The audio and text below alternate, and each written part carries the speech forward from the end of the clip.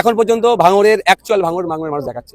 ভাঙড়ের সাধারণ মানুষ নেতৃত্ব সকলে ঐক্যবদ্ধ হয়ে প্রশাসনের সহযোগিতা নিয়ে নির্বাচন কমিশনের এই ফ্রি অ্যান্ড ফেয়ার ইলেকশনকে ইনশিওর করে যেটা হচ্ছে দু একটা ইনসিডেন্ট ছাড়া ভাঙড়ে বিরল নজির দেখাচ্ছে। অ্যাকচুয়াল ভাঙড়ে দেখাচ্ছে 5 বছর ধরে ভাঙড়ের মানুষকে আমি এটা বুঝে আসছি, সে যে কোনো দলের হোক না কেন, যখন লড়াই হিংসায় জড়াবেন না। এমএলএ হয়ে 1,21,000 টাকা মাইনে পেয়ে যাবে, আপনি তার জন্য কেন হিংসায় জড়াবেন? আপনি না হয় অহিংসায় বিশ্বাস করেন, কিন্তু আপনার প্রতিপক্ষ কি বিশ্বাস করে? কিন্তু সাধারণ যারা নেতাকর্মী আছে তারা তো তাদের নেতাকর্মী তারা তো বুঝতে পারছে হিংসা করে লাভ নেই।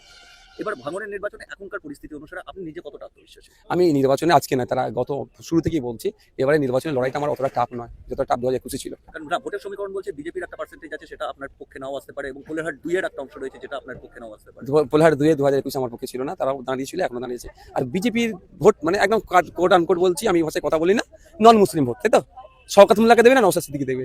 যদি শওকত মোল্লার কাছে নন মুসলিম ভোটটা কিভাবে যাবে, কোন অ্যাঙ্গেলে যাবে? সে একজন নটোরিয়াস ক্রিমিনাল, সে একজন সমাজ বিরোধী, একজন বোমবাদা লিডার, যার যে স্টেজে উঠে তুই তুকারি গালি গালাজ অপোনেন্টকে করে, আর তার উল্টো দিকে নওশাদ সিদ্দিকী শিক্ষা, স্বাস্থ্য, কর্মসংস্থান, সম্প্রীতি, ঐক্যের কথা বারবার বলে যাচ্ছে। আমার কাছে আসবে না, কি বলেছে? এবারে ভোট আমার কাছে আসবে। এই শান্তিপূর্ণ ভোট কোথাও কি আপনার পক্ষে যাচ্ছে মনে? স্বাভাবিকভাবে 23-24 ভোট দিতে দেয়নি, এবার ভোট দেওয়ার সুযোগ করে দিয়েছে নওশাদ সিদ্দিকী। তো 5 নম্বর বিবিএম মেশিনে 5 নম্বর